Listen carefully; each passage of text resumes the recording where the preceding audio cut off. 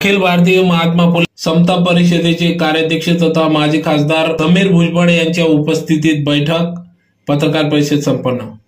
अखिल भारतीय महात्मा फुले समता परिषद धुळेच्या वतीने जिल्हास्तरीय आढावा बैठक समता परिषदेचे राष्ट्रीय कार्याध्यक्ष समीर भुजबळ यांच्या प्रमुख उपस्थितीत पार पडली।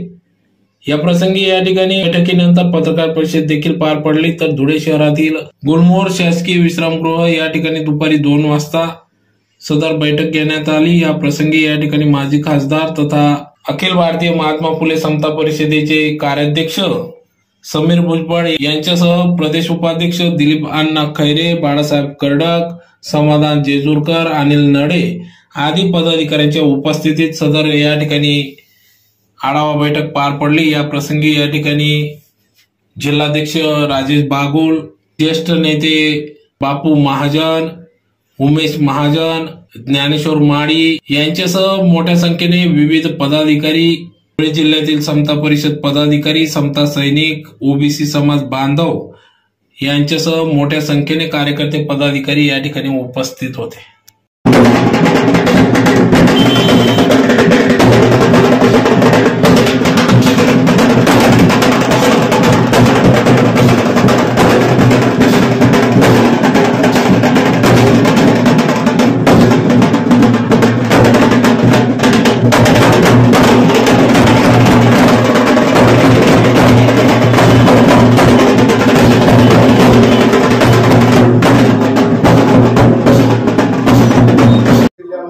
अखिल भारतीय महात्मा फुले समता परिषदेच्या वतीनं आतापर्यंत माननीय आमदार भुजबळ साहेब आपल्या सर्व आदेशांचे 100% पालन करण्याचा प्रयत्न केलेला आहे। या धुळे जिल्ह्यामध्ये 5 मतदारसंघ आहेत: साक्री, शिंदखेडा, मोबाईल बंद करा, धुळे ग्रामीण आणि पुणे शहर।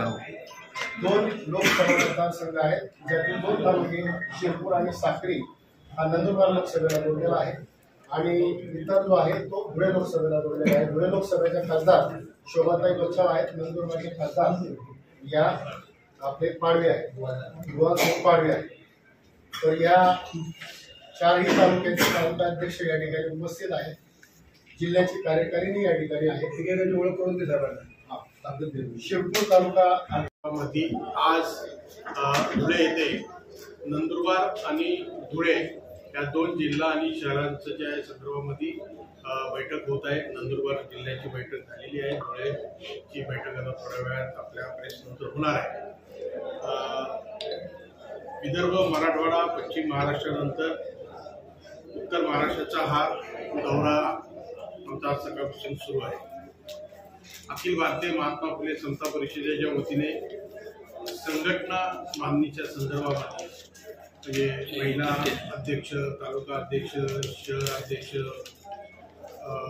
किंवा बीसीचे महिला अध्यक्ष, तालुका अध्यक्ष, शहर अध्यक्ष वगैरे सगळ्यांच्या नेमणुका झाल्या आहेत किंवा काही पेंडिंग आहेत, पुढे काही बदल घडवायचे आहे किंवा नव्याने काही जणांची नेमणुका करायची आहे। या संदर्भामध्ये जे आहे चर्चासाठी आम्ही जिल्हावार बैठका घेत आहोत।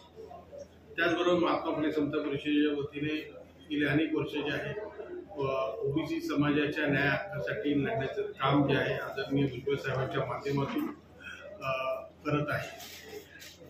आरक्षणाचा मुद्दा असो किंवा जनगणनेचा मुद्दा असो किंवा अनेक ओबीसीच्या संदर्भामधल्या वेगवेगळ्या काय अडचणी आहेत त्या संदर्भातील भूमिका असो, नेहमी अग्रेसरपणे महात्मा फुले समता परिषदेने लढा दिलेला आहे। आणि ते लढा देत असताना जे आहे नंदुरबार असेल, धुळा असेल किंवा आजूबाजूचे जिल्हे आहेत, तालुका आहेत, ते वारंवार जे आहे या आंदोलनात सुद्धा वेगवेगळ्या प्रकारे आमच्या सर्व कार्यकर्त्यांनी केलेले आहे। आणि येणाऱ्या काळामध्ये सुद्धा जे आहे चांगल्या रीतीने काम करण्याची आवश्यकता आहे। आदरणीय पंतप्रधान मोदींनी जे आहे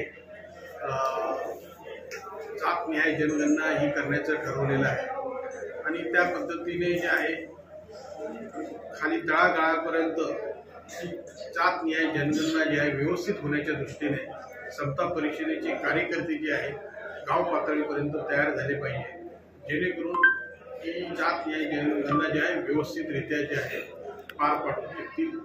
त्यासाठी महिला संघटनेची आवश्यकता आहे। महिला संघटना सुद्धा जे आहे त्याच्यामध्ये हातभार लावतील। नंदुरबार हा दुर्गम भाग आहे आणि या दुर्गम भागामध्ये आदिवासी लोक जास्त आहेत. तर ह्यामध्ये सुद्धा त्यांना जे आहे आदिवासी लोक असतील किंवा त्याच्याबरोबर जे आहे ओबीसीचे घटक असतील यांची जी आहे व्यवस्थितरित्या नोंदणी होण्याच्या दृष्टीने मदत ह्या निमित्ताने होणार आहे. तर अशा रीतीचं काम जे आहे महात्मा फुले समता परिषदेच्या वतीने सुरू आहे आणि येणाऱ्या काळामध्ये पुन्हा एकदा त्या संदर्भात आढावा घेण्यासाठी जे आहे आदरणीय बापूजी भोपळा असतील किंवा जे कर्टक साहेब आहेत हे पुन्हा एकदा नंदुरबारच्या दौऱ्यात सुद्धा जाणार आहेत. असं की